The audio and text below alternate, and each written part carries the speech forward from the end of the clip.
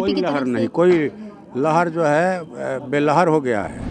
ये इतना गिंजन हो गया है इनका, झूठ सुनते सुनते। ये माने कहा जाए कि रंगदारी चल रही है। ये लोकतांत्रिक तरीके के से देश नहीं चला रहे हैं किसी चुने हुए प्रधानमंत्री की तरह। ये एक तनाशाह और सन की राजा की तरह देश को हाँक रहे हैं। हम रेल अडानी को दे देंगे, आप कौन होते हैं बोलने के लिए। हम देश की खेती माने कॉरपोरेट घरानों को दे देंगे, आप कौन होते हैं बोलने के लिए। नमस्कार, फर्स्ट बिहार झारखंड देख रहे हैं आप। मैं आपके साथ प्रिया। लोकसभा चुनाव का आगाज हो चुका है और ऐसे में तमाम पार्टियां अपने अपने उम्मीदवार उतारे हैं। भाकपा माले को महागठबंधन की तरफ से 3 सीटें मिली थी और 3 सीटों पर भाकपा माले ने अपने उम्मीदवार उतारे हैं।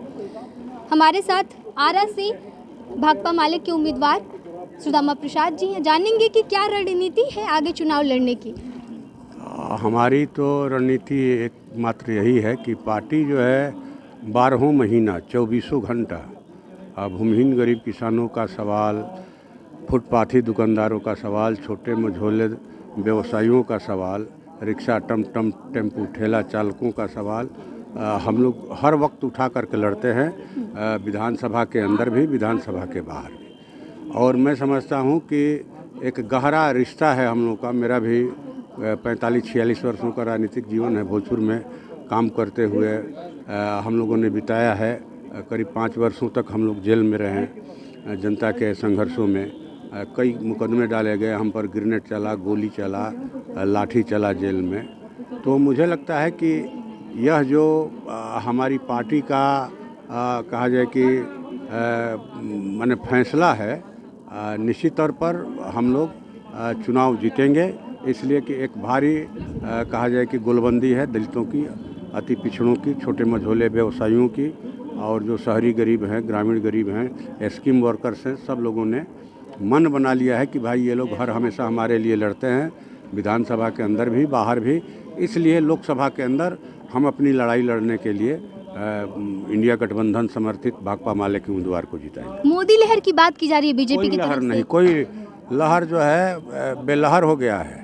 ये इतना गिंजन हो गया है इनका, झूठ सुनते सुनते। ये माने कहा जाए कि रंगदारी चल रही है। ये लोकतांत्रिक तरीके के से देश नहीं चला रहे हैं किसी चुने हुए प्रधानमंत्री की तरह।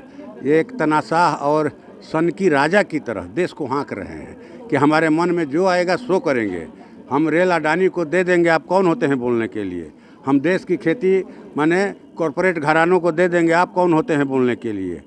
तो यहाँ के करोड़ों लोगों ने उनका प्रतिवाद किया, खेती को बचा लिया। 750 किसानों ने शहादत दिया। तो आप निजी कोई खानदानी राज आपका चल रहा है कि जो मन आएगा जिसको दे दीजिएगा, जल जंगल ज़मीन सब कॉरपोरेटरों को दे दीजिएगा, बैंक दे दीजिएगा। कोई विरोध करेगा तो आप जो है उसको पकड़ के जेल में बंद कर दीजिएगा, देशद्रोही कहिएगा। ईडी के जरिए जो इनके गठबंधन में नेता शामिल नहीं हो रहे, जो गैर भाजपाई दल के लोग हैं, और उनको यहाँ ईडी का समन जाता है, रेड पड़ता है, उनको पकड़ करके जेल में बंद। उदाहरण है झारखंड के मुख्यमंत्री माने हेमंत सोरेन जी हैं, दिल्ली के मुख्यमंत्री केजरीवाल जी हैं। माने जो इनको चंदा नहीं देगा उसके ऊपर ईडी का रेड, खाता सील। क्या भाई, तो इतना 100 करोड़ दे दिया, इसके बाद खाता चालू हो गया। तो आर्थिक और राजनीतिक रंगदारी चल रहा है मोदी जी का। ये देश नहीं चला रहे हैं लोकतांत्रिक ढंग से।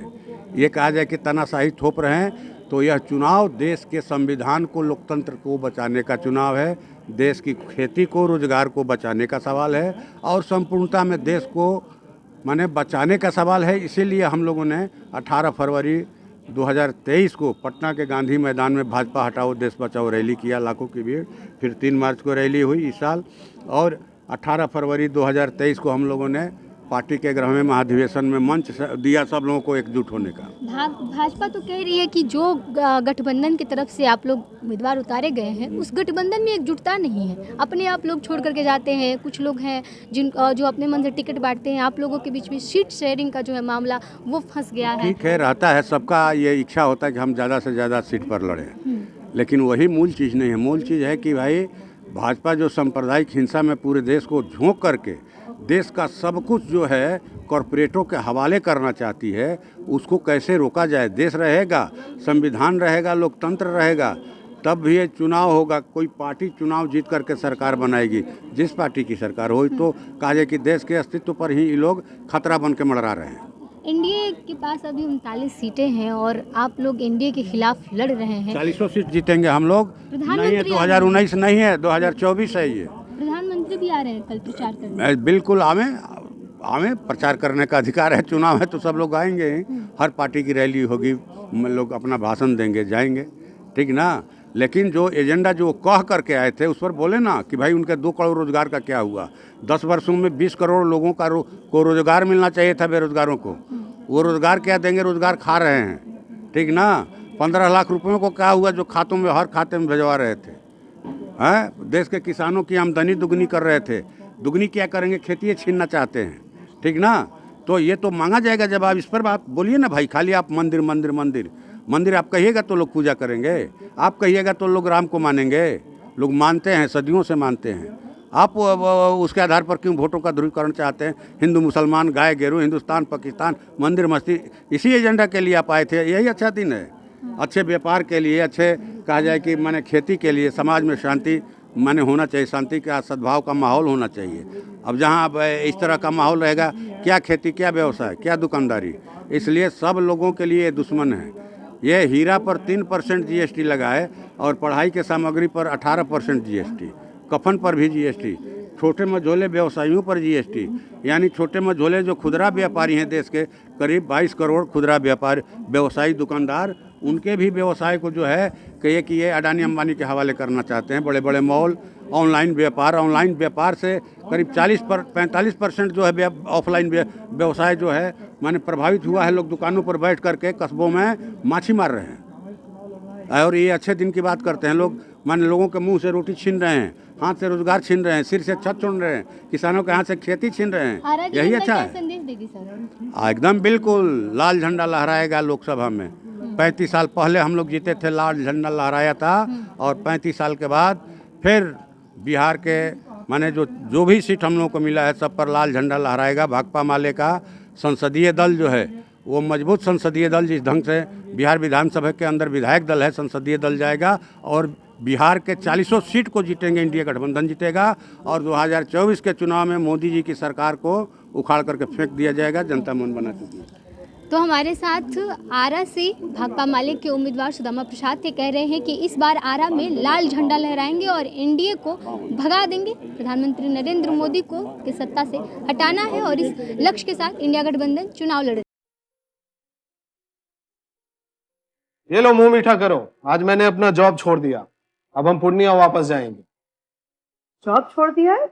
मतलब ये घर कैसे चलेगा, हम करेंगे क्या और माँ बाबूजी क्या बोलेंगे? इसलिए मैं एक और मिठाई का डब्बा लाया। अपने बिजनेस के लिए लोन अप्रूव हो गया। अरे लोन अप्रूव हो गया वो तो ठीक है, लेकिन पूर्णिया में हम रहेंगे कहाँ? अपना घर भी तो नहीं है वहाँ। इसलिए तो एक और मिठाई का डब्बा अलग से लाया हूँ। हमने पूर्णिया में घर ले लिया है, पूर्णिया के ई होम्स पैनोरमा में। पूर्णिया में पैनोरमा ग्रुप लेकर आए हैं ई होम्स पैनोरमा। बड़ा घर, आलीशान जिंदगी और अत्याधुनिक सुविधाओं के संग। अरे अब क्यों मुंह मीठा करवा रही हो? क्योंकि हम घर वापसी जो कर रहे हैं। घर वापसी की खुशी पूर्णिया में ई होम्स पैनोरमा के संग। E homes panorama, luxurious lifestyle redefined.